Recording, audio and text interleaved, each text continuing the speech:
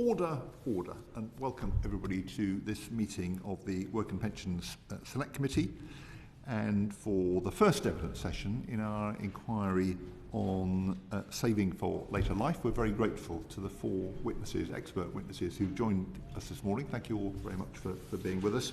And can I ask each of you, very briefly, just to say who you are, starting with Chris Curry.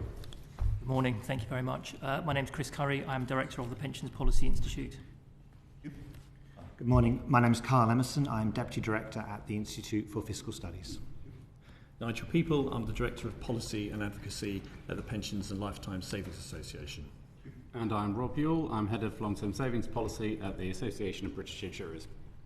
Well, thank you all very much for being with us. Let me, if I may, put the first question to you. Our current pension system, a flat rate state pension linked to earnings plus workplace auto-enrolment, was recommended 16 years ago by the Turner Commission when I was the Pensions Minister. Is it still right, do you think, or does it need now to be changed in some respects? I'd be interested in each of your views on that, starting with Chris Curry. Thanks very much. So as you say, that was quite a long time ago, but I can still remember the discussions that happened then. I think what's interesting is how the Commission formed a consensus around that particular solution at the time, and how well that consensus has remained up until now, and I think still remains to this day. So I think from my perspective what's interesting is that I think the solution still forms the basis of the system as we can see it going forward, and I think there are lots of things about that work well. I think what is different and what's changed, because a lot obviously has changed in the last 16 years, is the environment in which that system is operating and what has happened outside of the pension system, as well as some significant policy changes within the system.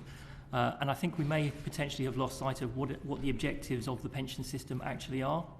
So I think that while the recommendations of the Turner Commission and the analysis that went behind them were almost exemplary in the way that they were formed, and they still hold true today, I think we need another examination of trying to test exactly what it is that we think that system is trying to achieve, and only by doing that can we then determine whether the system actually is achieving that. And as a way of trying to help that, at the Pensions Policy Institute, we've been working with Aviva on a pensions framework, which we published just before Christmas, which is looking at numbers of key indicators and metrics to measurement around three important principles, which are adequacy, which is obviously a very important topic for today, sustainability and fairness. And I think it's only by looking at those very broad issues and trying to determine what we think the system is trying to deliver that we'll be able to determine whether the system that we currently have is able to deliver against those objectives. And do you think there needs to be a new commission to ask those sort of fundamental questions, or is some other approach? Yeah, I think it would be difficult to have a new commission. I think almost what happened back in 2003 to 2005 was almost in a positive way like the perfect storm. We had some very, very good commissioners. They had a lot of support and analysis. It was the right time, I think, in the system's history for there to be one of those important overviews. I think there's still a need for there to be further consensus on how we take this forward, but I don't think we're in the same kind of fragmented situation that we were back then. I think, as I said, there is a fair degree of consensus that automatic enrolment is the right way forward, that the state pension providing a firm underpin is the right way forward. I think there are issues to be discussed around what happens on top of automatic enrolment and the size of automatic enrolment and how we do that, but I think that the framework is actually pretty secure. Thank you. Carl Emerson. So I certainly think that stability and consensus are attractive features of a pension system where you're asking individuals to make long-run decisions, and I certainly think many of the things the Pensions Commission recommended, which, as Chris said, have been implemented over successive governments of different colours, were very, very welcome. But I also think I'd stress how much has changed since then. So the economic environment is so different. We've had a financial crisis, we've had a pandemic, interest rates are at levels that are so low and expected to stay very, very low for a long while. We've seen house prices grow and home ownership rates fall sharply. We have seen changes in the labour market with growth in the gig economy, with growth in self-employment. We've also seen radical policy changes which the Pensions Commission didn't envisage, such as pension freedoms, such as lifetime ISAs. So I think so much has changed. I think that it is a moment to take stock, have a review. Now, I wouldn't be surprised if something like the state pension we currently have is a good underpin going forwards. I wouldn't be surprised if there are lots of lessons from the automatic enrolment reforms and the state pension age reforms that we want to build on, but I also wouldn't be surprised if there were other things we need to look at and think about which the Commission just couldn't have predicted at that time. Thank you. Nigel, people. Okay, so by international standards, the UK state pension is at the modest end of things, but it does seem to provide, quite a good underpin to head off poverty. When you look at various measures, such as the Joseph Rowntree Foundation minimum income standards, that looks at what do people need and what do people think is necessary, you find that the state pension is about right. It's maybe about £1,000 less. And I just mentioned at this point, as you're aware of, our retirement living standards are basically on the same methodology and the same as a GRF at that minimum level. So the best state pensions, probably about right, a bit on the lean side. Workplace pension saving, I think that really is too low. Looking back at what the Pensions Commission did, they looked at this issue about what should be the target, and they said, there's lots of contradictory information on this, it's quite hard to make a judgment. But they came up with a solution whereby they said someone on median earnings should probably aim for about 2/3 of former income. Someone on half average earnings probably needs about 80% of former income, and someone higher up in the scale, say twice average earnings, they probably only need about half as much as they were on previously. So they had these targets. In 2016 and subsequently, we've done modelling with independent actuary firms to say how much money do people have now, what saving are they doing, and will they get those targets that the Pensions Commission talked about? And the conclusion from that modelling is that they won't. Only about half of people are likely to get those amounts, and they're the people with some or current DB pension provision, which, as you know, tends to be at much higher contribution levels. For people who are only in defined contribution saving, only 3% of them are going to hit those pension commission targets. And therefore, we think that actually it's very important to up the contribution levels of automatic enrolment. The Pensions Commission originally said, we think people need about 16% of a band of earnings to get people to these targets. And we think that the right thing is to go for about 8% through automatic enrolment, so people don't have to think about it, and 8% through voluntary saving. But what we've seen is that the voluntary saving side hasn't come through. And what we've seen is that the behavioural economics lessons of automatic enrolment, they work really well, with 90% of people staying in. They're very happy about it. They can opt out if they want, but they like it. So we believe the answer is to be increasing the automatic enrolment contributions. And as you may have seen, our view is that you could go from the current 8% of band earnings to about 12% of all earnings, over the next decade. No need to rush it. And very importantly, we think that, given the cost of living crisis at the moment, shouldn't be rushed. And ideally, you might do this in 2 steps.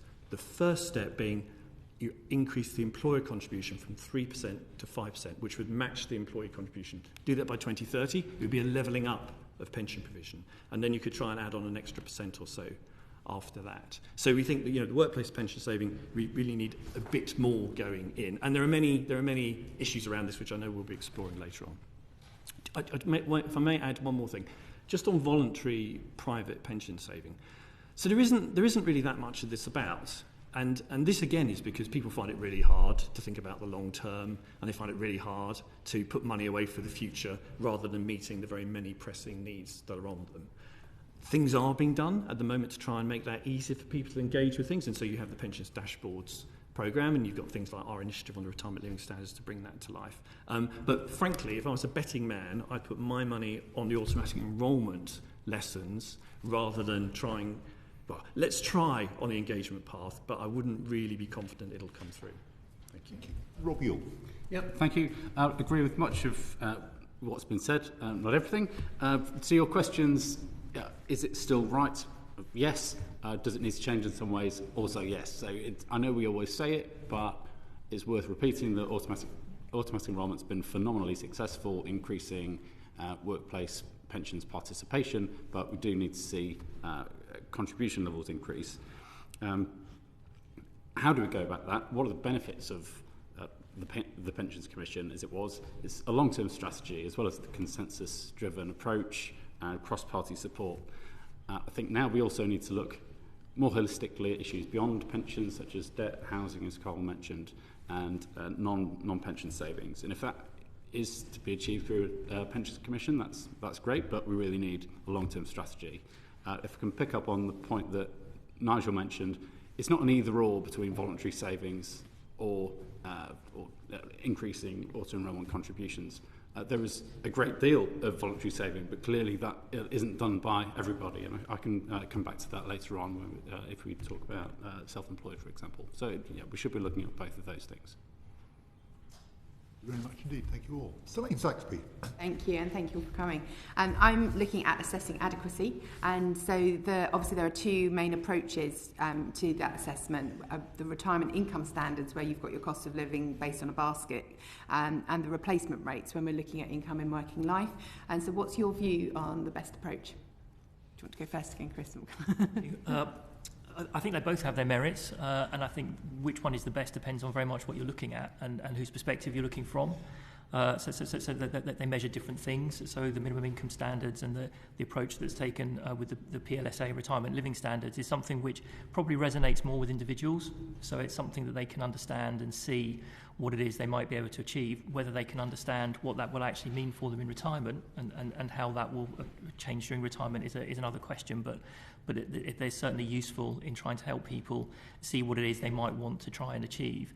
But if you're thinking about it in policy terms, then actually that may or may not be the most useful way of doing it. And the advantage that the replacement rate approach that the Pensions Commission put forward was that it kind of helps maintain a standard of living for individuals. So it keeps them almost in the manner to which they become accustomed when they get into retirement during their working life. Not exactly the same, but something that's not going to be a massive drop in standards and something which that they may come to regret when they get there.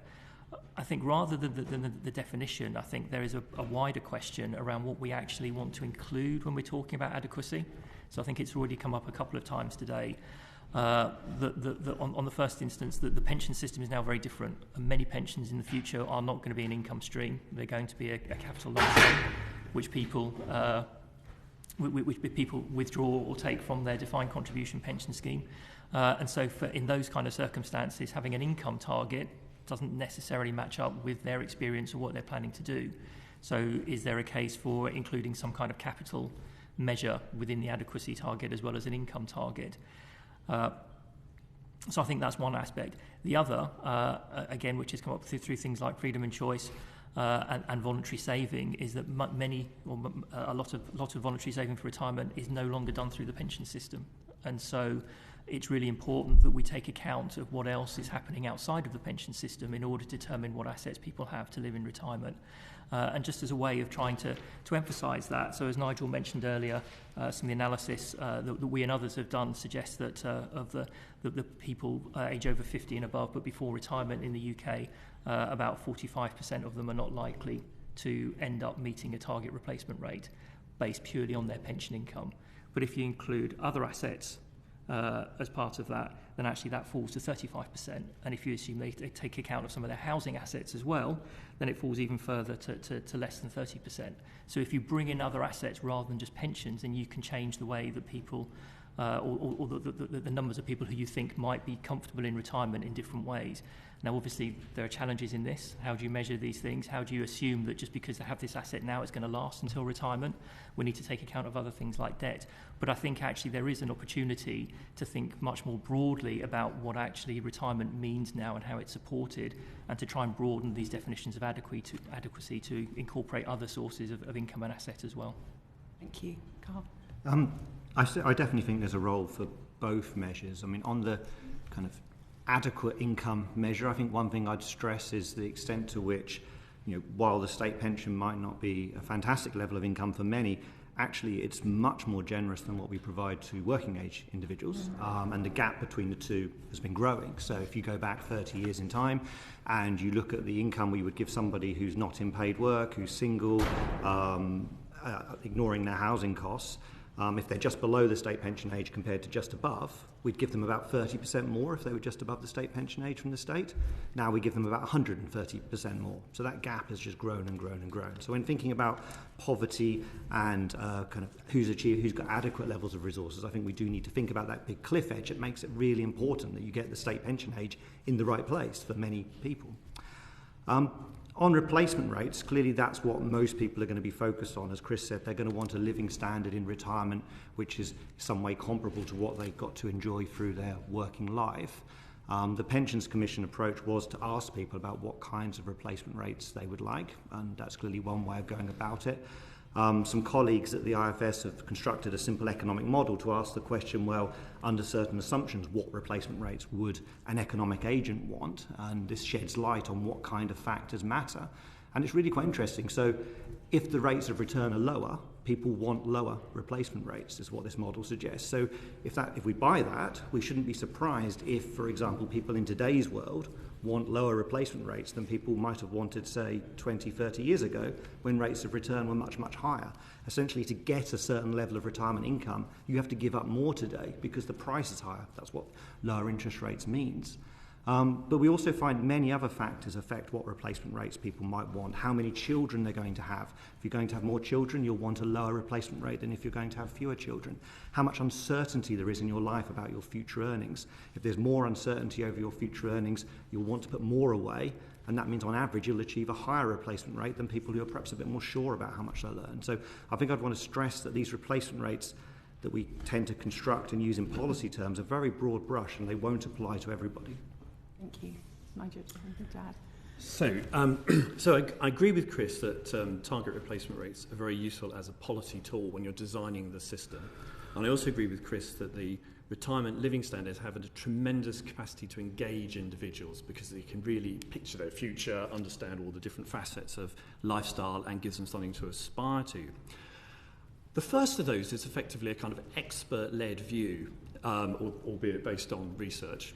Not sure where I'm going with this. The second of those, the retirement living standards, they're also based, or they are based on extensive research with people from Britain across the whole of the UK, asking them, what do you think works in our society as a minimum level? What do you think is a comfortable level? What's a moderate level? And what I find quite interesting is that actually these two figures come out in quite a similar place, with a sort of 10, 20, 30. So take the example of the median, where there's this old established sense, you go for about 2/3 of income. That's what the Pensions Commission said and what people told them. Median full-time earnings about 29,000-30,000 a year, and therefore that might lead you to think they'd want to have an overall income, including the state pension, of about 20,000 a year.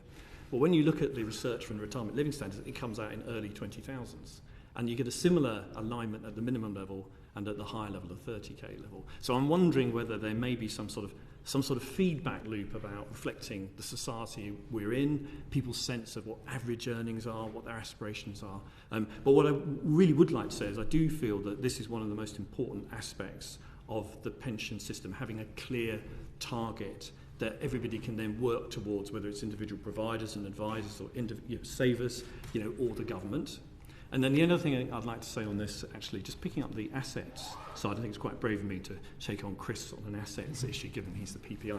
But when I last looked at the Wealth and Assets Survey, I was struck by the fact that people on median earnings, they don't have a lot of wealth. They don't have very much in the way of accessible financial savings. They don't even have that much in terms of property saving, and they have something more for pension saving. So although some people, it's true, and I'm sure Chris probably agree with this, some people, it's true, will be able to draw on property wealth and additional financial wealth. Often we're talking about people in the upper elements of the income distribution, people in the top 25% of earners in society. And I think, again, we need to bear that in mind when we're thinking about what's the UK regime, what works for the average person. And therefore, my conclusion from that is we should try and keep focused on making sure that the money going into pensions is central to our focus for money from pensions. Thank you. Bob?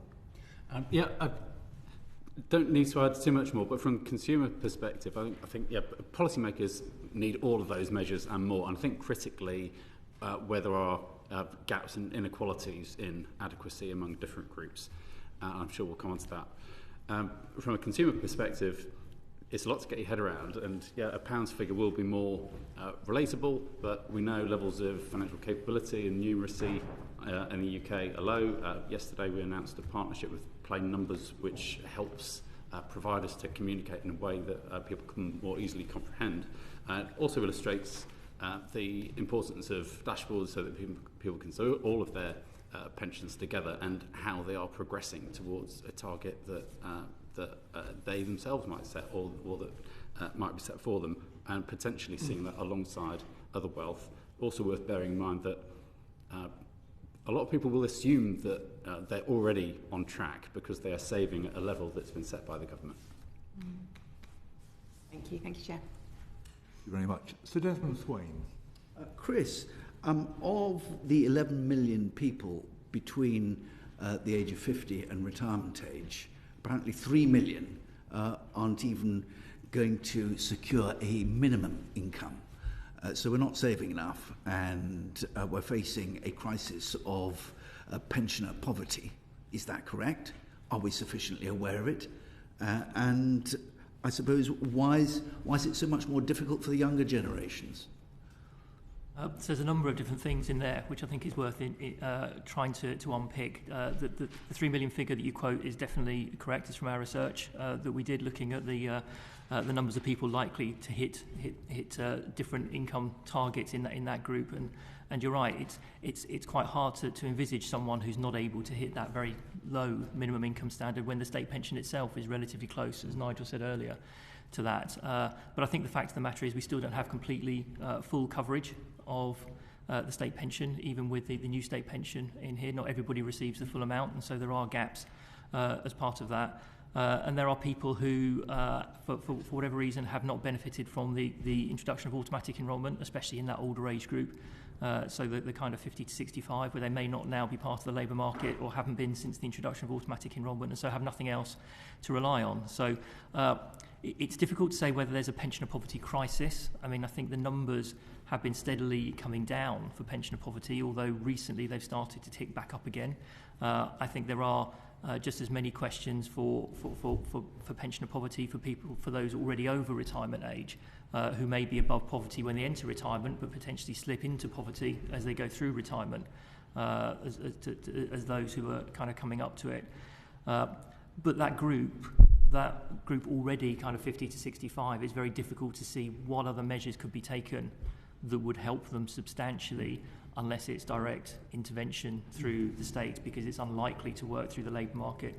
Even more so if we look at the figures which have been coming out recently, which suggest that increasing numbers of people are leaving the labour market aged between 60 and 66 as a result of the pandemic that we are still going through. So it's a difficult question to answer. I don't think that it's unknown that we have these issues. I think it's just very difficult to determine exactly what to do about them. For the younger generation, I think the difficulties are harder to untangle. I think the pension system is probably better set up for them. I mean, I think they can expect a better state pension underpin, and having spent longer under automatic enrolment, better DC pensions than the 50 to 65-year-olds. Obviously, they're not going to benefit to the same extent from defined benefit pensions, which is quite an important aspect, although those in the public service schemes, public sector, will still have access in that space. I think what's happening more likely, or more likely to affect them, is the uncertainty in the labour market and the stagnation in earnings, which means that they're not seeing the same progression which previous generations have seen, which means that at the same stage as previous generations, they're on lower earnings than they would have been. They're further behind in being able to save to get on the housing ladder. They're maybe not seeing pensions despite the automatic enrolment not as a priority, and so there isn't that voluntary saving that is expected in order to get them up to the kind of replacement rates and adequacy targets that we've been talking about. But they do still have time, and I think that's the difference. Although they may appear to be in a worse position now, there's still an opportunity between now and the time that they get to state pension age or to the end of their labour market experience to either increase their engagement and use of the system, or to evolve the system to take account of the other changes we're seeing in the underlying economy. You've identified groups that are specifically at risk, low earners, women, minority ethnic groups, disabled, self-employed. Do we know anything like enough about the discrete problems with each of these, within each of those definitions to be able to see what the drivers are. Yeah, so we can see the first order impacts, but it's difficult to understand what's driving those. So in reality, all of those groups suffer from their labour market engagement. The UK pension system is very heavily dependent on what happens to individuals during the labour market, especially when you get into defined contribution pensions. So the amount of time you work, the amount of earnings that you have has a very strong impact on the amount of pension that you receive if you do it through a defined contribution pension system. It's been improving in recent years because of the improvements in the underlying state pension. And so the new state pension has actually been very good at improving state pension outcomes for those under pension groups, as we call them. But it's not really had an impact on their private pension saving. And as we were saying, that the whole outcome from the UK state pension system is a combination of the state plus workplace pension plus voluntary saving. For those under pension groups, workplace pension does not work as well, even in automatic enrolment, because they either are lower earning or intermittent earners, and so don't benefit in the same way from consistent contributions from employers, consistent tax relief and consistent own contributions in that respect.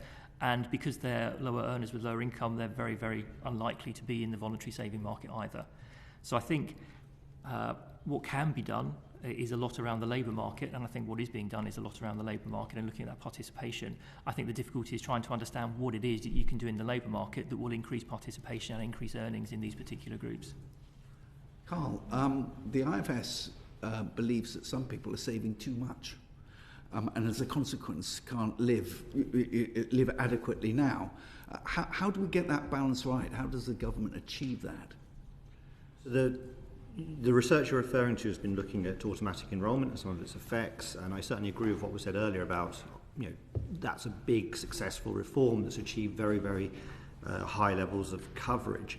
We've looked a bit more into some of the details though, and essentially what automatic enrolment does is, whereas prior to automatic enrolment, higher earners were much more likely to be in a pension than lower earners, and older people were much more likely to be in a pension than younger people, automatic enrolment essentially levels up a lot. So you end up with kind of coverage rates of 85-90%, but that's pretty much true across all groups in society. So you're getting bigger effects amongst younger people, bigger effects amongst lower earners. So then we took a group of people for whom they look like they're in quite a bit of hardship at the moment. So you can take people who are in arrears on their council tax, and you can say, well, what was their pension coverage prior to automatic enrolment? And some were in a pension, but it was a minority. And you can say, well, how many are in a pension after automatic enrolment? And you find that 85-90% of them are in a pension. Now, I don't know if they opted out, whether they would choose to use the resources that they had available at that point to pay off their council tax bill, or whether they'd spend it on something else. But I certainly question whether ideally coverage rates should be that high amongst groups like that. Now, I'm not saying you should get rid of automatic enrolment at all, but I think at the margins, if there were ways of making opting out easier for some groups, which did not imperil the high coverage rates amongst others, I think that would be a good thing. Rob, the ambition is to reduce the age for auto-enrolment from 22 to 18, and I understand that you believe that should be phased in over a period of 2 to 4 years by the mid-2020s. Does anyone think it should be sooner? Yeah, I'll pick up briefly on Cole's point as well, in that one would hope that those people wouldn't be in council tax arrears forever. So it's not a question of whether they're in or out of pension savings. It's a question about transition and making it as easy as possible for people to cease their own contributions and then re-enroll. That's the first point. The automatic enrolment review recommendations by the mid-2020s, I think there's a very broad consensus that they need to be implemented and soon. And yes, they should be phased in. Arguably, that phasing in has already started because the lower qualifying level of thresholds was frozen this year. It doesn't need primary legislation to reduce it. So that could happen potentially alongside the changes to net pay in 2024-25, and the reduction from 22 to 18, the age threshold does need primary legislation, so that might need to wait a little longer, but yes, it should be phased in. That's the history of auto-enrolment, is doing things carefully and in stages so as not to disrupt the consensus and the success that we've had. There are also important reasons for doing it in that sequence, so that the small pot problem that we have isn't exacerbated, so that younger people who are more likely to earn just over the earnings trigger and contribute very small amounts above the level of qualifying earnings would generate small pots. So yes, it should be phased in, and we should start soon. Is there general agreement on that? Yeah, taking account of the current cost of living pressures, but certainly middle 2020s to be introducing these things in a phased approach. And I agree, although I question why we need age ranges at all. I don't know why we want to exclude 17-year-olds or 67-year-olds from automatic enrolment and the ability to get an employer contribution. So I would just question, why do we have them in the long run? So in answer to an earlier question, Nigel, you said that there should be an immediate increase in the employer contribution, and am I wrong? Not immediate. All right. No. No. And then by the end of the 20s, was it the early 30s? It was up to 12%, and thereafter increasing. Very nearly that. What I suggested was that ideally we get the employer contribution up in the late 2020s by about 2030, so up by 2% late 2020s, and then in the early 2030s. To go for the 12%, one extra for the employer, one extra for the employee. If I may just make one quick point. Historically, in the UK, workplace pensions were 2/3 employer, 1/3 employee. Under automatic enrolment, that's been reversed.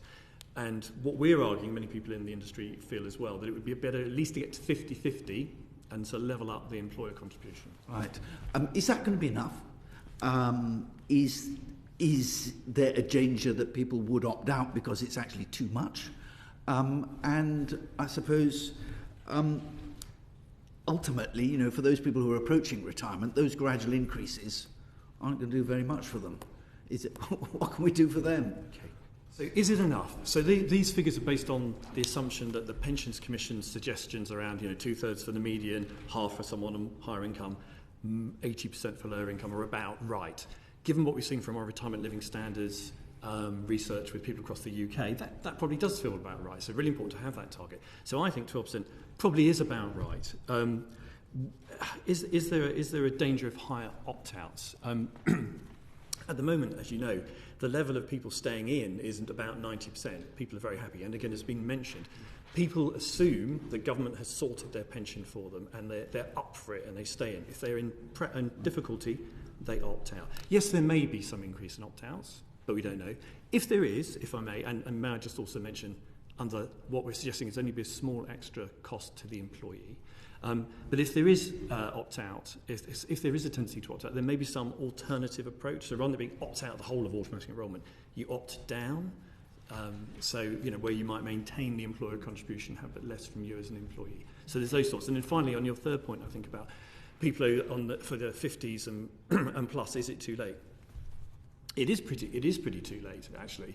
And for them, I think that many of them, of course, as Chris was saying earlier, are people who've had access to DB pensions and have also benefited from owning properties and seeing those properties increase in value. So they have more resources at their disposal, but not everyone. And something that people often forget is that when we look back to the great times of defined benefit pensions, less than half of the working population was ever in one at one time. So a lot of people who weren't pension saving. So what can we do for the over 50s? Well, I think the state pension plays a very important role. So it really is important to make sure that achieves a minimum. And then there's the other option of carrying on working longer. 50% of people say they like going to work and they choose to go to work even yes. So things around the labour market to make it easier for people who are older to work part-time, maybe work from home. I gather that's very popular at the moment. These are things that I think can help smooth things for the older generation. Anyone got anything to add? Yeah, could I quickly one point about supporting people in their 50s who are in work, especially those who'd fallen out of the labour market during the pandemic, might have needed to draw on a pension. They'll be hit by the money purchase annual allowance, and if they put more than £4,000 a year in, then they'll lose some of it in a tax charge. We think it's hitting the wrong people. It doesn't need to be at the threshold it's at. It could be higher, or it could be scrapped altogether and replaced with tax recycling rules, because that's the behaviour it's trying to avoid.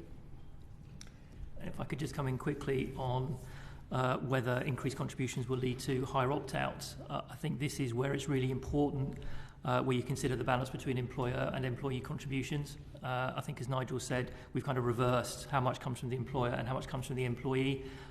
Ultimately, if you look at it in purely economic terms, something that the Pensions Commission did back in 2005, it makes no difference to the employer where the money comes from, because generally if there's higher employer contributions, it means lower wage payments that you have. So there's kind of a trade-off involved in doing that.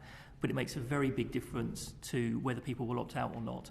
Because if you had, say, for example, kept the current contribution for employees at 4% and had all of the increase up to 12 to come from employers, so you had an 8% contribution, then if you opt out, you get very little money back, but you lose a lot of money from your employer. If you have it the other way around, so you keep employer contributions low and employee contributions get up, then it's much more likely that people will opt out because the amount of money they get back is much bigger and the amount they're losing from their employer is much smaller. So the way that you actually deliver these changes in policy is really, really important. Very much. Debbie Abrahams. Thank you. Good morning, everyone. I just want to revisit pensioner poverty briefly, if I may. First of all, in terms of where the geographical distribution of pensioner poverty, what do we know about that? So we know that pension poverty does vary, but by location, and again in some of the work that we did in the adequacy report that was published last year, I think, and we can send more detailed information on this through to the committee to help. But actually, there are real issues around people trying to achieve living standards, in particular in London, where living costs and housing costs are high, and a lot of income is low paid. Perhaps not surprisingly, pension poverty tends to be lower in the southeast, where higher incomes are higher on average. Now, that's talking about poverty. That's not necessarily the same as reaching things like replacement rates, because sometimes it's harder for those with higher incomes to reach replacement rates because the targets they're aiming for are that much higher. But in general pensioner poverty terms, I think London is generally one of the hardest hit regions. Okay. Anybody want to add anything to that? I guess on pensioner poverty more generally, I think I'd say that in some ways it's been a huge success over many years of both state and private pensions provision, that now we have a situation where on average pensioners are not more likely to be in poverty than the working age population, whereas if you went back to the first half of the 1980s, that really wasn't the case, and we had very, very high rates of pensioner poverty. So I think it's important to remember that pensioner poverty has fallen a lot, and pensioners are not on average a group who's more likely to be in poverty anymore.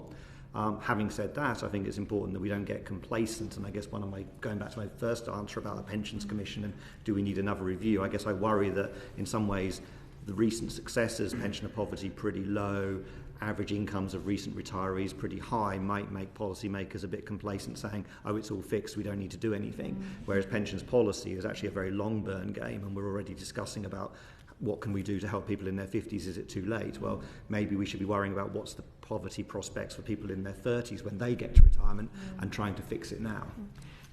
Then, as you rightly say, we're talking around there. So overall, we are seeing an uptick of pensioner poverty, but I absolutely take the point that compared to previous decades, it's certainly not. And if we compare it to working age and child poverty, it's much lower.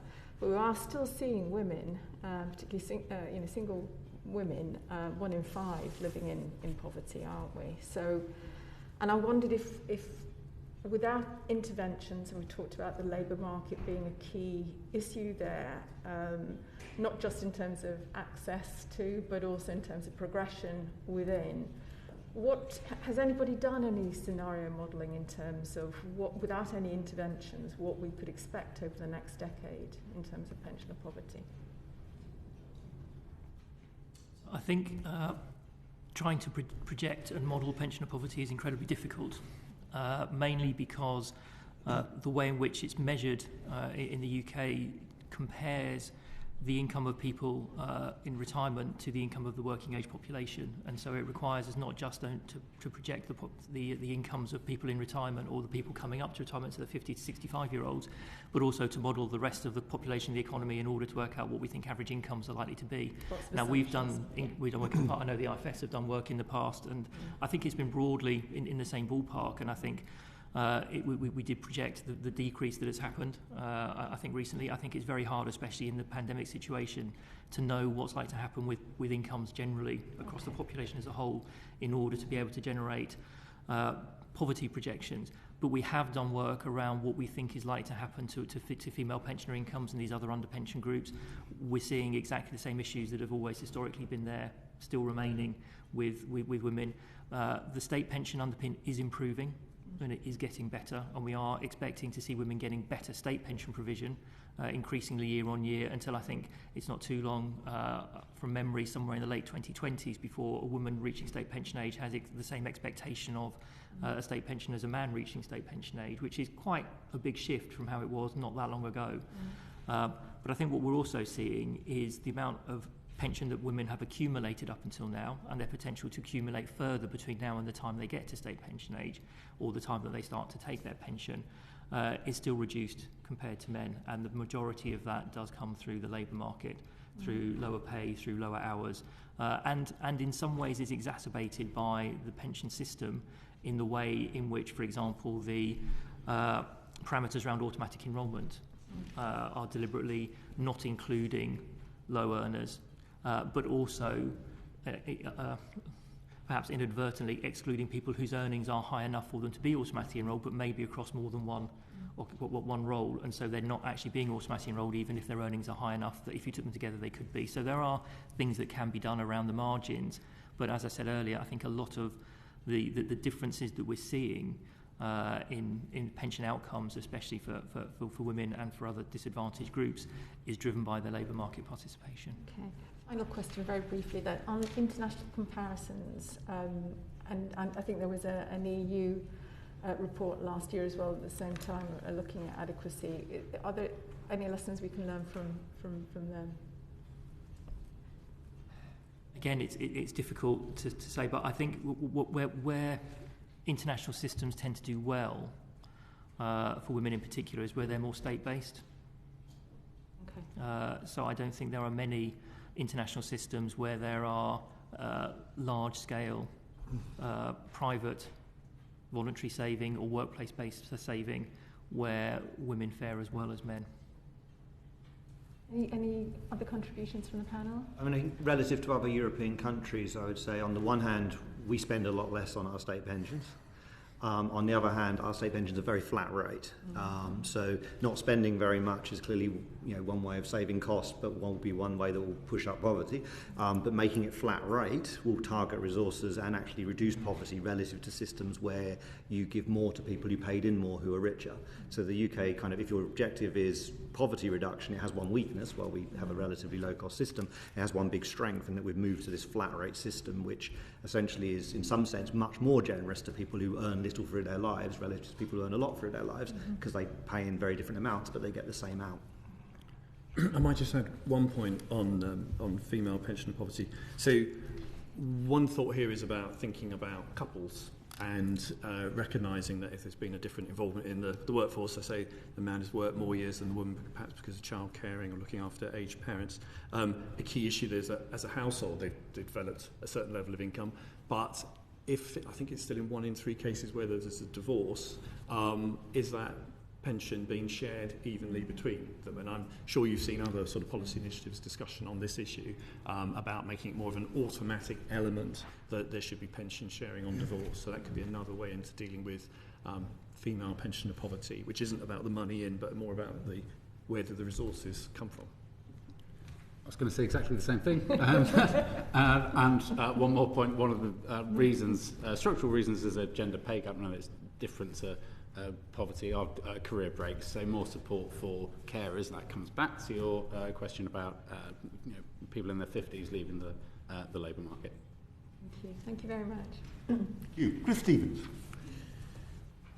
Yeah, thanks very much, Chair. So, Nigel, if we start with you, looking at the issues of guidance and advice. So, more than half of the accesses of defined contribution pension pots are being carried out without impartial guidance or regulated financial advice being used. So, what more should the government and public bodies be doing to ensure that people get the advice and guidance they need while saving for retirement?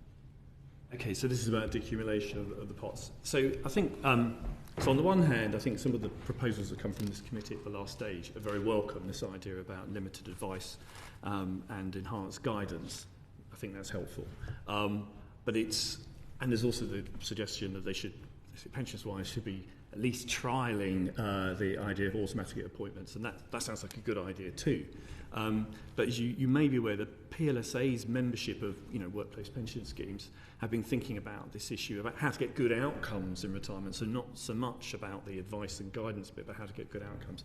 And that's why we've suggested that really we should have our thing called guided retirement income choices, that the idea that there would be a product or a solution at decumulation that would meet all of a person's needs, a mixture of some cash, some higher levels, some invested fund that can be drawn as appropriate, and then a guaranteed income for later life. And in that world where we envisage that you'd have product standards or standards for these solutions, then we believe you wouldn't need to have the same level of extremely sophisticated and expensive advice as is generally felt to be necessary at the moment, because you would have had an employer and the trustees of a pension scheme choosing a product that's basically fit for purpose and is going to be kind of okay for the person. A bit like when you go to the car dealership and you buy a car, you don't have to understand everything about an engine to get one that works. You rely on the fact it's passed various standards, including the MOT.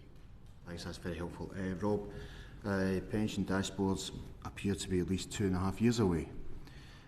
So what should bodies like the Department of Work and Pensions, FCA, MAPS, the pension regulator, be doing before dashboards arrive to help improve engagement and understanding among non-advised savers? I think we can build on the recommendations that the committee made in the previous report, which I would also endorse. And some of the same issues that you picked out in terms of accessing pensions also apply when saving for retirement, but with some important differences. So pension-wise is a great service, very high levels of satisfaction. It is specifically about accessing pensions. So in addition, we should be looking at encouraging people to use money helper services more broadly, as well as enabling providers, pension schemes, employers and others to do more, building on the recommendation you made about enhanced guidance. If we can give an example, encouraging people to save more, depending how that's done. If it's based on someone's own financial situation, it might look like a personal recommendation, which is regulated financial advice. So we'd like Treasury and FCA to look more closely at that, and again can draw from some recommendations you've made. Similarly, depending on the format they use, if it's email versus a letter, it might be construed as marketing, and again that's something that could be looked at. And we shouldn't rule out regulated financial advice in the savings phase as well. Probably more important when making those complex decisions about accessing pensions. But as people get closer to retirement and have many different pensions to draw on, they can benefit from regulated financial advice. So we should look at all of those options. Thanks very much. So Chris, you'll be aware that the committee recommended that DWP explore with the pension dashboard programme whether dashboards could aggregate information about individual savings to help regulators ensure they get the guidance they need. So my first question to you is, could this work? And is pension dashboards alone enough to help people understand how to save for and draw down their pensions? Okay, thank you. So I'm just going to momentarily switch hats, if that's all right, and speak as principal of the Pensions Dashboards Programme rather than as director of the Pensions Policy Institute. So I think on the first question, the kind of the recommendation from the committee, or the idea that information from pensions dashboards can be aggregated and shared with the pensions regulator or the FCA or other government bodies in order to help policy development, I'm afraid is not something that will be possible with the pensions dashboards as they're currently being set up, and the main reason for that is the emphasis on security and ownership of the data in pensions dashboards. So in order for people to be completely confident that the data, which is their own data, which is currently stored with their pension providers, is being seen only by themselves and by nobody else, including however well-meaning regulators or government departments, we think is critical. We need this dashboard system to operate in as safe an environment as possible. We need consumers to be incredibly secure and confident that their data is not going anywhere where it shouldn't be, which is so that the system is predicated on it being where it currently resides with a provider and momentarily displayed on dashboards until that individual decides they want to use that information somewhere else. So it will not go anywhere else outside of the system.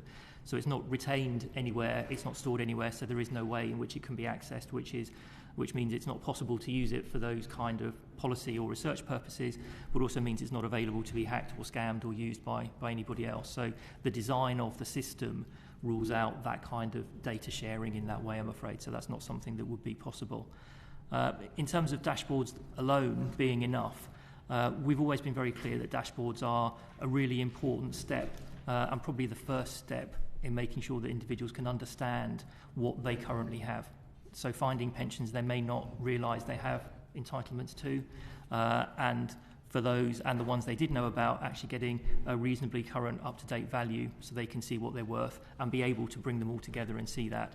Now that in itself, we hope will generate interest, will generate some desire to understand further.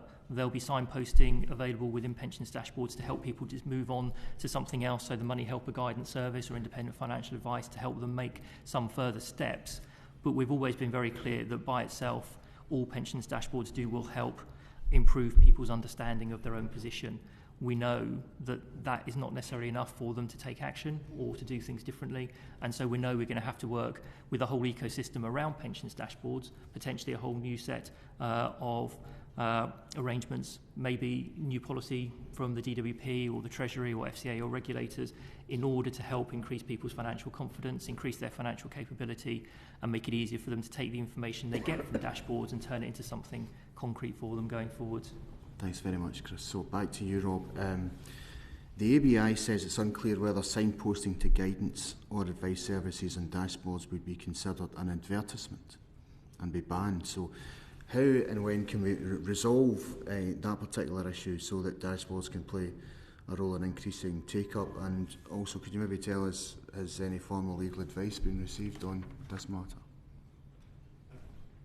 I'm not sure it's necessary to take legal advice, and it should be able to be resolved quite easily. It's similar to the concern I mentioned that enabling someone to take action is precisely what dashboards are there for. And Chris and his colleagues in the regulators will need to find the balance between making sure it's not used as sales and encouraging people to take action, whether that's saving more or transferring a pension or some other action. And there are live consultations at the moment, and the FCA will later on consult about how it's intending to regulate dashboard providers. Those are the ways in which it will be resolved, and I'm confident that it will, but it's an important point. Thanks very much, and it's something that we'll certainly look at, so thanks for that. So back to you, Chris. You'll be aware of the recommendation that the government trials automatic pension-wise appointments at 50. Is there any good reason that you're aware of why the government's not progressed on that matter? So that's a matter, I guess, for the Department for Work and Pensions and the Treasury in combination together. I think referring back to something Rob said earlier, the current pension-wise appointments are very specifically targeted around and limited as to what they can cover in a very specific area. As was also pointed out, I think the people who go through them find them incredibly useful. The customer satisfaction scores are generally very high. I think there is a question as to whether if it's going to be something which is not quite compulsory, but automatically enrolled for everybody, whether the current type of session is exactly the right one. If someone is not necessarily thinking about accessing their pension, do we want to be enrolling them in a session which tells them about how to accessing their pension? Is it something that we might want to look at in conjunction with other potential policy interventions such as the midlife MOT or something like that, to talk about it in a more holistic way potentially? So I think although there are a number of potential advantages, and I think the power of automatic enrolment is really important, I think, and without knowing, I'm assuming that the department and the Treasury are looking at the kind of what the potential outcome would be. I mean, it was interesting that in the stronger nudge work, although there was a positive impact, it was a relatively small positive impact from going through. So I think it's a balance between what it is we're trying to achieve and whether what we've already got is the right tool for meeting those objectives. And if I could briefly just come back on Rob's previous answer as well about dashboards and whether it be advertising, whether things will be allowed, as well as the FCA consultation, the Money and Pension Service will also be consulting over the summer on things like display standards and design standards for pensions dashboards. And so there'll be an opportunity for the industry to participate in that discussion so we can make sure we get that balance right between allowing people to do something positive with their pension and avoiding them inadvertently doing something which is going to be to their detriment. Thanks, that's very helpful again. Nigel, last question to you from me. Are schemes and employers doing what they can to help people access guidance and advice? And if not, why not? And also, how much of a solution do you think this committee's recommendations for new definitions of enhanced guidance and limited advice will be to people? So many employers are doing a great deal within the workplace about engaging their staff with financial well-being generally and including pension saving. They do struggle, though, sometimes with this because there's a lot of concern about falling within the regulatory perimeter, and comments from the HR department about what you should do with pension saving might accidentally become regulated advice. And this is an issue that's been bubbling around for a while. So we at the PLSA, we did a guidance document on this last September for employers to give them an idea of here's some examples of things we know you can do, and here's some things you probably don't want to do. So they are doing things, but they are operating within a context where they're worried about slipping into regulated advice. They're worried about accidentally taking part in a financial promotion, which is a regulated activity. So they're doing stuff, but they could do more if things like the Select Committee's proposals around limited advice and enhanced guidance, particularly enhanced guidance, could be adopted. And then indeed, I think also it'd be worth looking into this issue about the financial promotion definition, things that would make it easier, say, for an employer or the pension provider operating on behalf of the employer to be allowed to talk about pensions in the workplace within some sort of set of reasonable parameters, like what's your target income, are you saving enough, things like that, rather than say more controversial issues to my mind, such as transferring out of DB, for instance, and all the risks that involves. So I think there's more to be done there, but I think there's some potential. Thank you, Chair. Thank you very much. Dr. Ben Spencer. Thank you, Chairman. So my questions are mainly on retirement living standards, and to you, Nigel, as you would expect. So in terms of the living standards that you've set up, which is now going out to 15 million people, what's the impact of this? How is it working out? Yeah. So first thing to say, they've only been up and running for 2 years. Okay, so it's a little bit early to have a kind of really substantial set of evidence. But what we are finding, we've been frankly agreeably surprised at how much they've captured people's imagination and how much the wider pensions industry has adopted them and started using them, and how much savers have. Now, we have been asking pension providers and schemes about what sort of uptake they've got, and I've got a few little stats from this relatively early period. So, for instance, when one scheme, in fact, it's a pensions provider, normally sends out information on pensions, they get about a 10% open rate. So just 10%, which is always why I always say automatic enrolment works better than engagement. But anyway, they get a 10% open rate. But what they found that when they start using retirement living standards, it's been going up to 30 or 40%, which seems like a really encouraging uptake in interest. Another similar example is, these are very specific. They found that the way they talked about retirement living standards, by the way, often using fintech tools as well on the company website, they found that people started saving more as well. So I have specific examples like that. I haven't got a proper study yet which sort of shows how effective they are, but it's clear they capture people's imagination. And if I may just say one more thing, two more things. So when we've made changes to them, we find there's enormous amount of interest in the media, and there's an enormous amount of interest in the readers and the listeners with the media who full of questions and interest and engagement. And just to come back one level, when we originally came up with retirement living standards about 4 or 5 years ago as an idea, it was coming from our member pension scheme saying, the trouble is nobody really has an idea of what to expect in retirement and they don't know how to engage with it. And all you see in the Sunday papers is lots of people dressed in white and on yachts, in the Mediterranean. Okay, and that is not what most people's retirement is going to be like. And so they wanted to find some way to bring it into reality and make it engaging. And it was also just to be able to sort of educate the conversation across the country, and that's what the retirement living standards are about. So the very fact that people are a bit more engaged with retirement living standards and thinking about the pension, and not just assuming that because they're in a workplace pension at 8% of band earnings they're going to be okay. That's a good thing. Realising the money you put in will affect the level of pension you get out. So.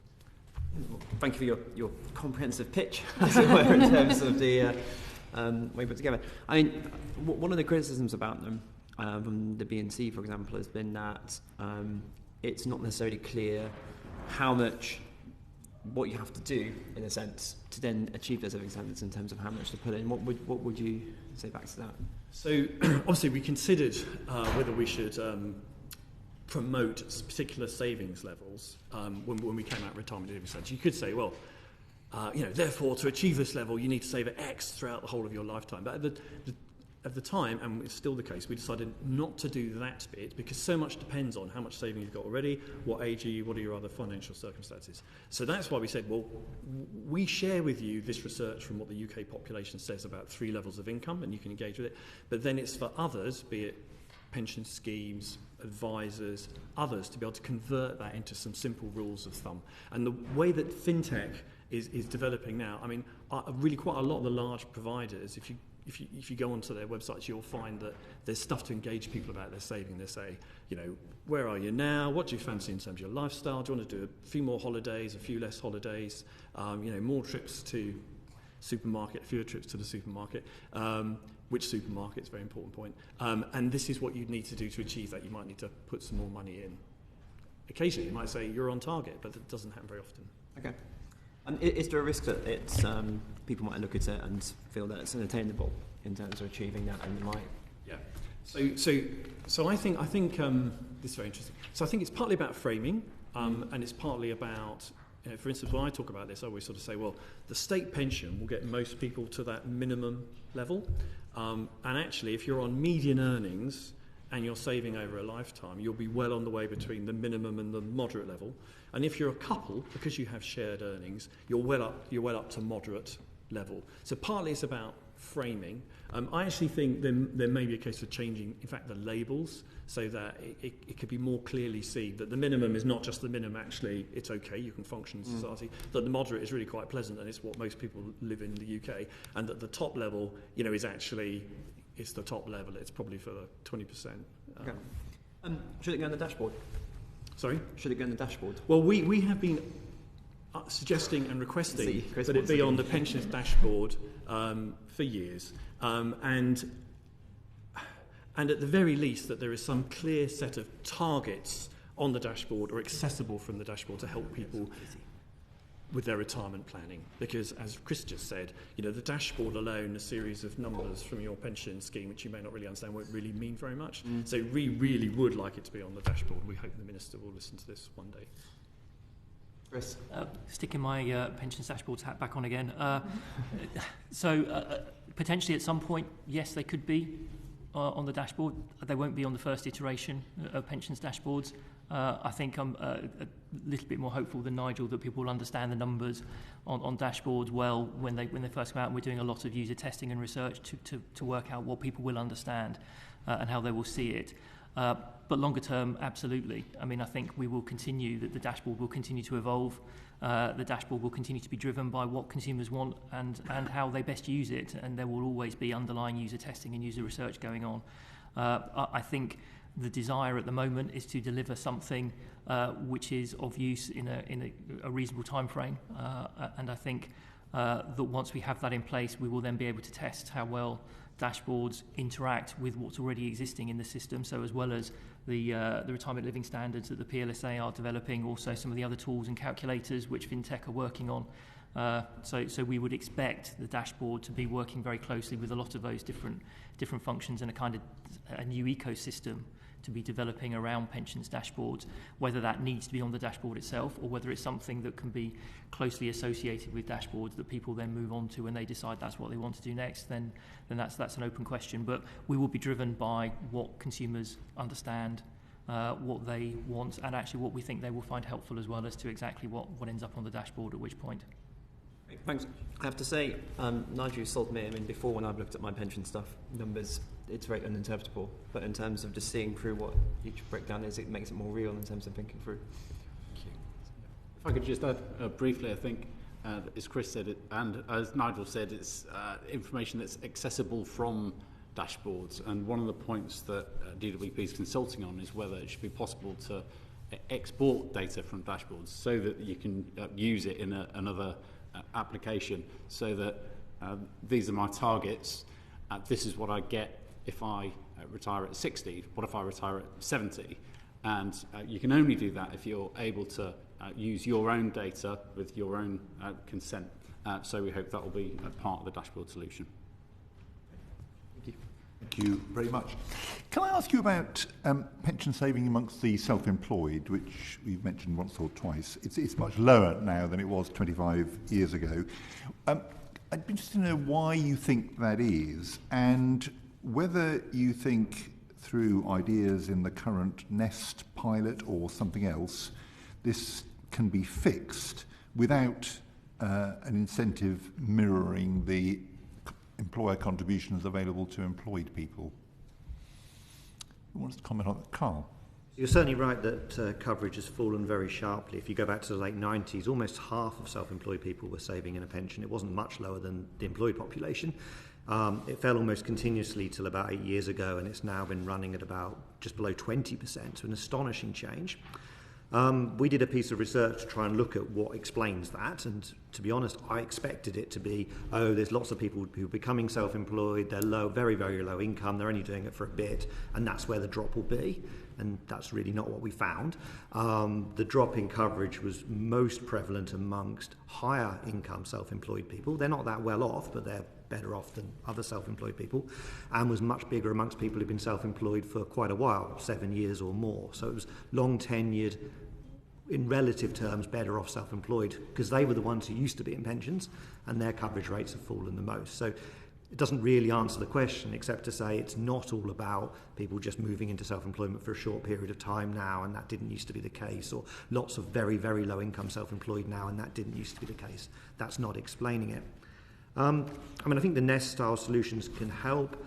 I think I'd be looking at other things. So, for example, when people go from being an employee to being self-employed, I wonder whether there's something smarter we can do at that point of transition, rather than just the default becomes you stop saving in a pension. Maybe we'd like the default to be you continue to save at your employee rate of contributions, and maybe we should write to you and tell you what your employer would have been putting in had your income remained the same. Maybe there's a moment there where we should try and capture people and stop the default being you stop saving in a pension.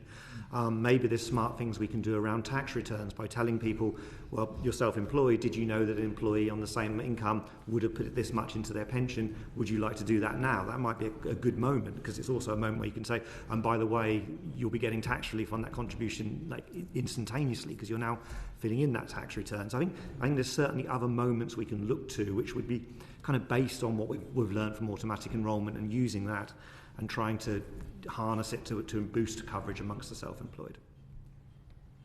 Anyone else want to comment on this? Yeah, Chris, so I kind of agree with a lot of what Carl said, and we did think about this when Carl and I were part of the 2017 automatic enrolment review. It was quite an important kind of area of discussion, and there were planned to be pilots run by the DWP, but there was nothing that really came back with anything that was too positive, I think, as ways to get the self-employed saving. And everything that we've looked at has some drawbacks. So again, that the last idea that Carl was talking about using the tax system, some really, really powerful incentives, But equally, if you think about that, actually, when we're self-employed using the tax system, they end up having to pay a tax bill at the end of it. So the idea of them actually also making a lump sum contribution to their pension at the same time as paying their tax bill makes it more difficult to see how it would work in practice. So there's never really an easy solution. I think to pick up on a couple of the other things that Carl said, the self-employed is not a single group.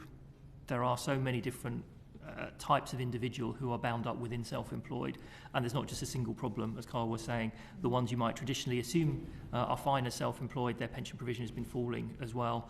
There are lots of there are people who are low-income self-employed, there are people who are self-employed for parts of their career, not all their career, so we need to have a look at how that interaction works. But I think one thing that the PPI found in the research that we did as part of the automatic enrolment review was that actually kind of savings overall for the self-employed group weren't necessarily that different from people in employment. They just saved in different ways. So their pension saving was much, much lower. But, for example, their housing wealth was higher. Not universally distributed. Obviously, there's a real distribution there, and some people have lots of housing wealth and some people have none. But part of part of the thinking, I think, might have to be kind of alongside trying to encourage self-employed to get into pension saving, and the same with an employee. The earlier you do it, the better it's going to be for people, and the more of a habit it becomes, the less you then have to worry about it, and less you miss it. So there must be something behavioural in there. It's kind of how it fits in with their other forms of saving, which goes right back to how we were talking at the start about how do we measure adequacy and what is important for people in retirement, and is it just pensions for the self-employed? Is it something other than pensions, or something to supplement pensions that we need to think about in order to look at it in a more holistic way? Talking about different groups within that category, I wanted to ask you about people in the gig economy. In the Uber case last year, the Supreme Court designated Uber drivers as workers, and they are now being auto-enrolled into a pension. Some of us had an email, I think this week, from Hermes saying they're now starting to pay pension contributions for their drivers. Do you think the law needs changing to clarify the position for the people in the gig economy more widely? And another specific point, the Prospect Trade Union says that the optional 3-month delay before auto-enrolment disadvantages freelancers. Is that an example of something you think that needs to be changed to deal with the growth of the gig economy? I can start if you like. I thought, as well as the Uber case, the pensions regulator's response to it was helpful and encouraging. They made it very clear that firms like that do need to fulfil their automatic enrolment obligations. Whether legislation is needed is a broader question than pensions. The risk is that creating a new category of workers would cause other forms of quasi-employment to spring up. But it was impressive what the pensions regulator came out with. I was also struck by Uber's suggestion that there should be a cross-industry scheme, because there's the same multiple job holder problem.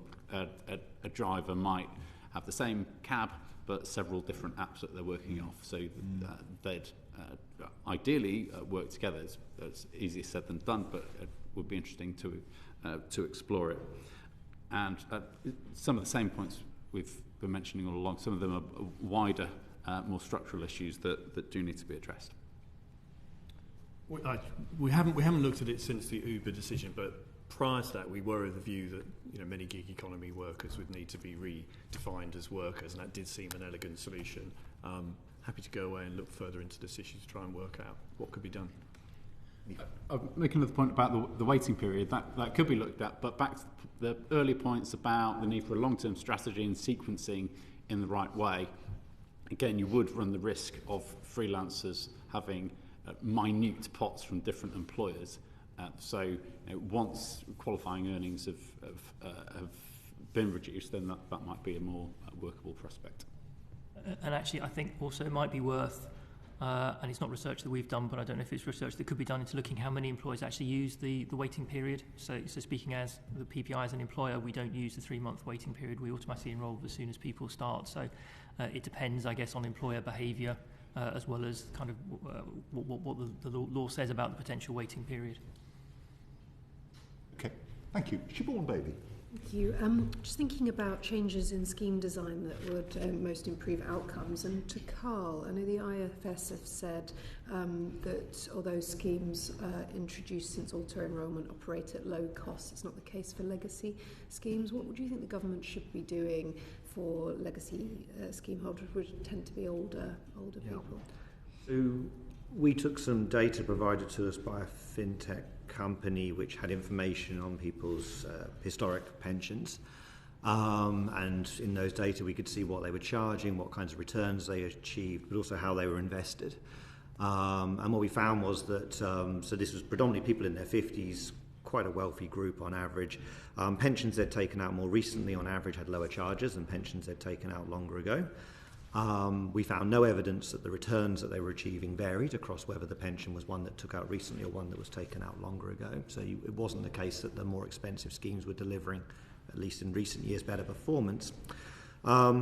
We also looked at how much was invested in riskier assets and how that correlated with age. And if you took your pension out recently, there was quite a strong correlation with older people having safer pension pots, as you might expect. If you look at pensions taken out a long while ago, there's no correlation there. So it doesn't look like they're as well invested for individuals' current situations. And actually the same was true when people were asked about their attitudes to risk. That correlated with how the pensions were invested if they were taken out recently. It didn't correlate with how the pensions were invested if they were taken out longer ago. So it does look like older pensions are much more at risk of being too expensive and badly invested given someone's current situation. So it does suggest we need to do more. Regulators need to do more. We need to do more to engage consumers, to get people to have a look at their pensions and think about changing how they're invested, perhaps move them, and that the current environment where new pensions taken out typically are low cost hasn't solved all of those legacy problems, even though I think many of them have been reduced. Did you find that people, sort of awareness is obviously an issue in terms of the older pension, when people were aware of the kind of differences, were they acting? Did you see a change? Or yeah, so that wasn't something we could look at with these data because it was a set of people who'd contacted this company and said, please, can you track my old pensions? The company was then providing them with this information and obviously then looking to engage with them and charge them in order to provide a service. So, the situation, potentially could be very different for the rest of the population who's not engaging with those kinds of outlets. One imagines that it could go either way. It could be the people who are kind of aware that they've got a big pension in the past that they need to do something about who are reaching out. It could be that group's much more engaged and you've got a bigger problem amongst the population who really aren't engaging. Does anyone else want to contribute on legacy pension? Happy to. It's been an area of focus for regulators for quite a while. FCA did a review of treatment of long-standing customers around 5 years ago, and there's guidance that's very well embedded now, and providers will do regular product reviews to ensure they provide value for money. FCA is consulting on consumer duty, as well as having just consulted on value for money jointly with the pensions regulator, which is encouraging. So there are several measures in place in terms of value for money. In the example Carl gave with the research, by definition they have acted because they're shopping around and looking for a new home for their pension. That is what's critical.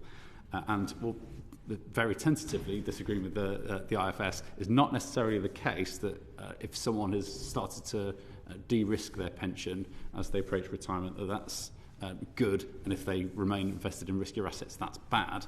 If they, especially if they are intending to stay invested throughout retirement. So the critical thing is that people do pay attention to their pensions, and there is a very busy non-workplace pensions market, lots of new entrants, and a lot of activity in that market. Always comes back to awareness and knowledge, doesn't it, with pensions?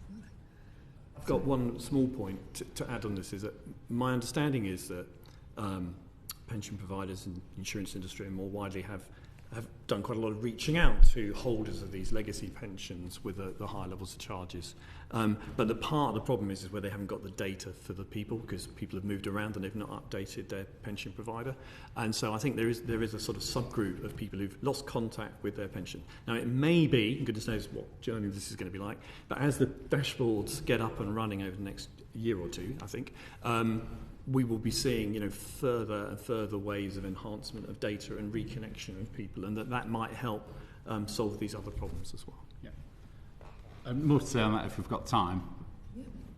Yeah. Okay, a couple of points. So, firstly, our members, and partly back to the same piece of guidance the FCA put out, our members have done a lot of work to invest in tracing services, and the tracing's quite good. The challenge they find is that when they think they've found the new address of a customer, they'll write to them to confirm it, and the reconnection rate is not as good. So what we'd like to do now is for industry to be able to ask government departments, we think this is the right person, can you confirm yes or no using government data in a secure way? And there's a wider government data strategy, and we think it could be explored as part of that. Okay. I've just got one more follow-up. Sorry, I think Carl wants to come in, and then I'll come back to you, Siobhan. Yeah.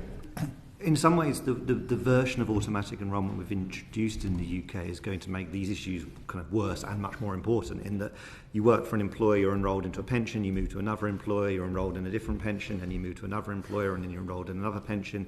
You get lots of small pots. It's much more important you keep a track of all of those. And it's putting quite a big burden on the pensions industry who are having to administer lots of those small pots. So I was quite struck by Ireland, who looked at that and decided they were going to go for the opposite approach, where individuals get one pot.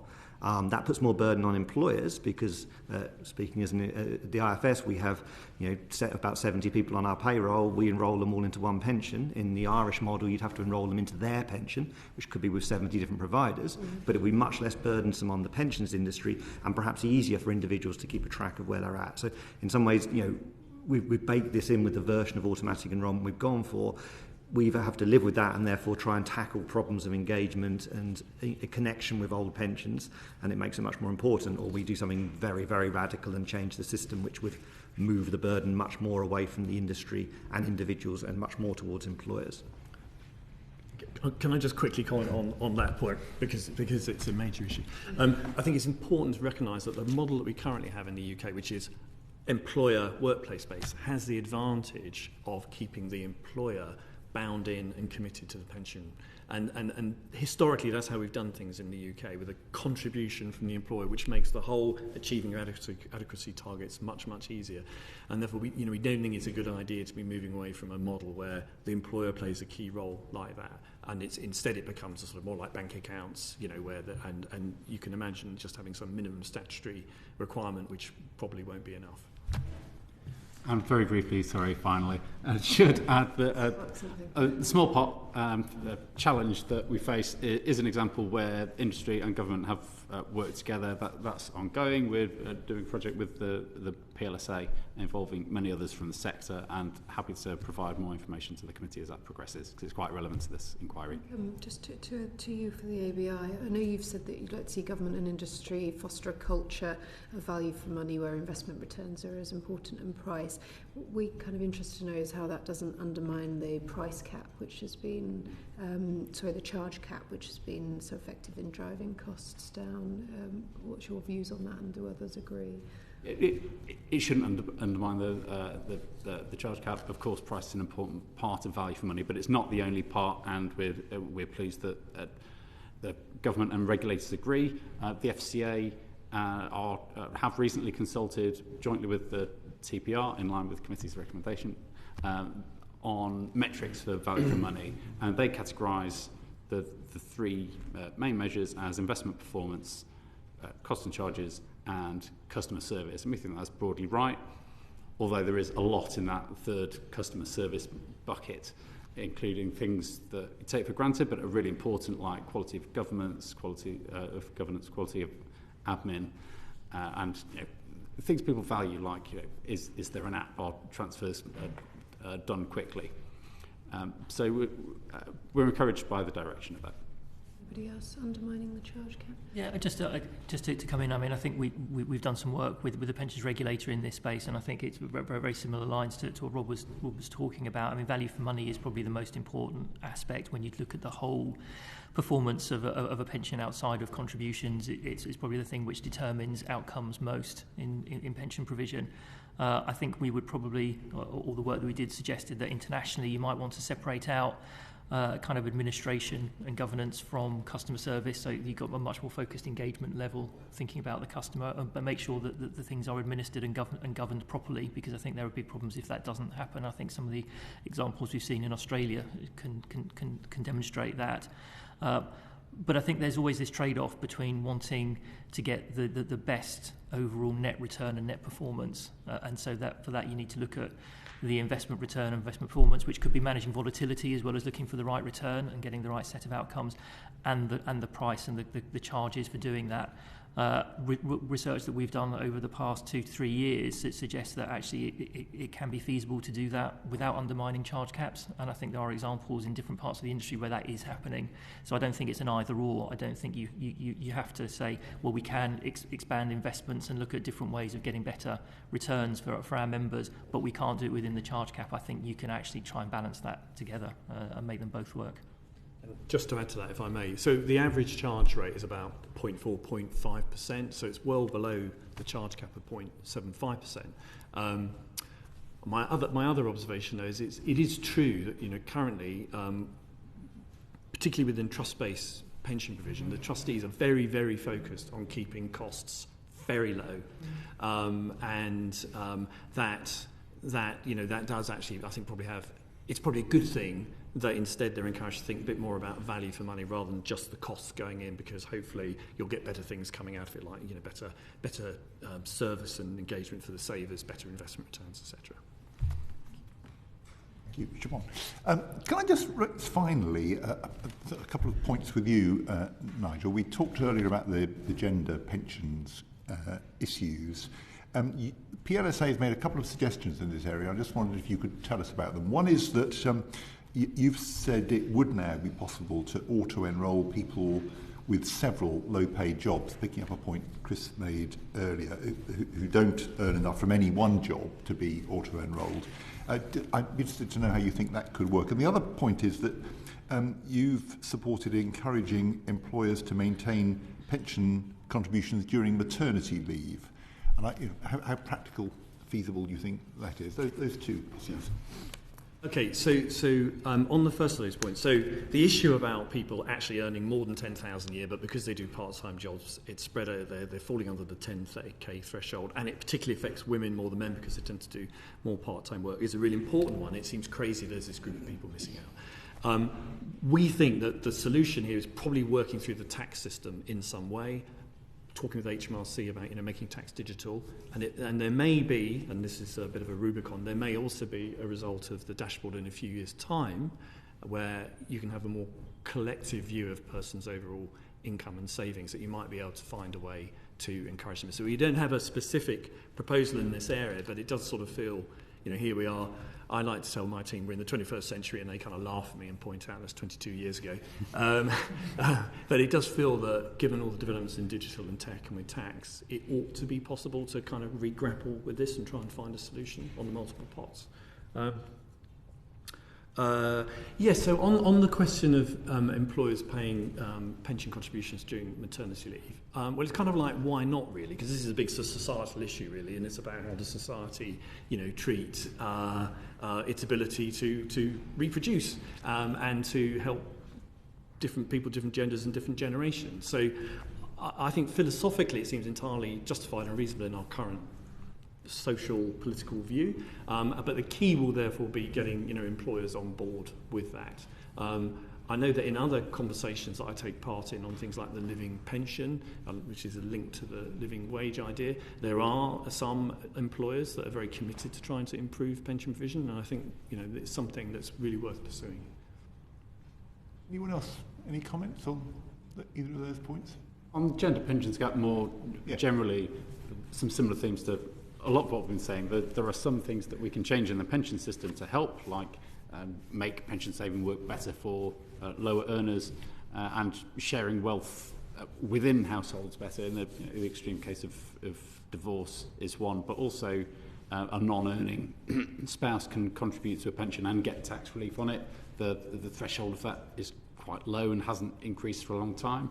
I don't think we understand enough about how income and wealth is shared within households either. So there are things that can be done within pensions, but a lot of the challenges are broader structural factors to do with the labour market, but that doesn't mean that groups like your committee shouldn't explore them.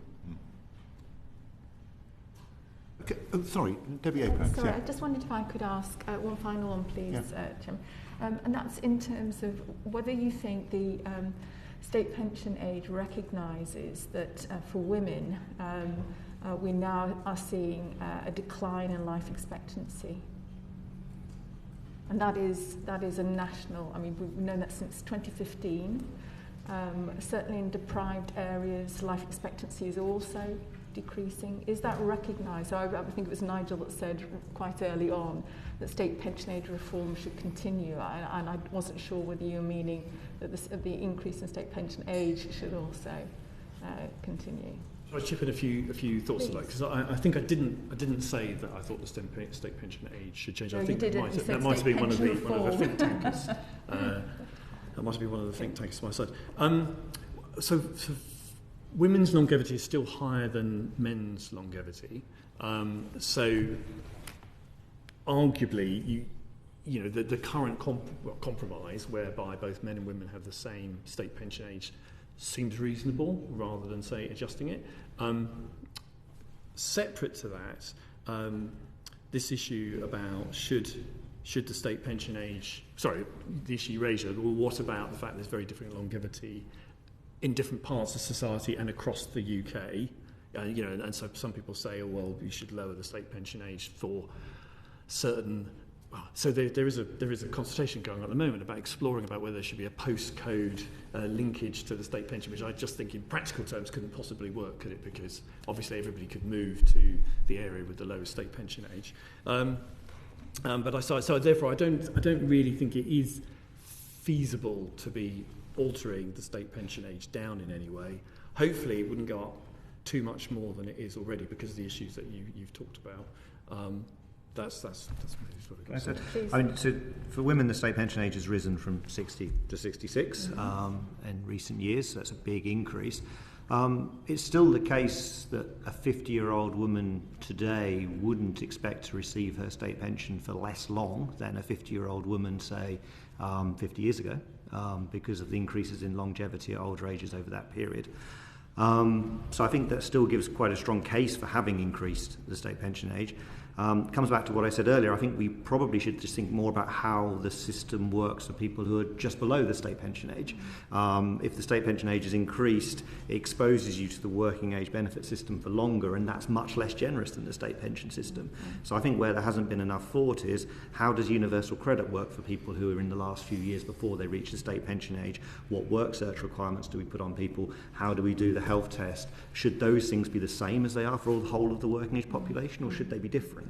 At the moment, we have this big bang change when you reach the state pension age where you get a lot more money and you don't have to seek work. Do we want to have a more gradual thing that occurs before it, which I think would help many of those who, when the state pension age is increased, perhaps they want to work but they're not able to. Perhaps they can't find a job, or perhaps their health means they can't work. I think that's the group I'd worry most about, and I think the solution is probably in the working age benefit system, not in the state pension system. Very, very helpful indeed, although I must say that in my constituency, women are now living 2 years less than they did 5 years ago. So, thank you.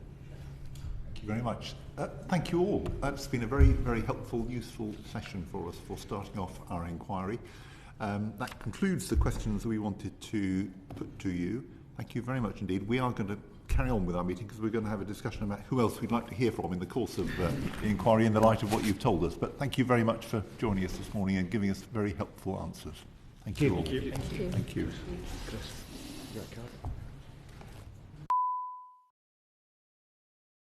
The proceeding has ended.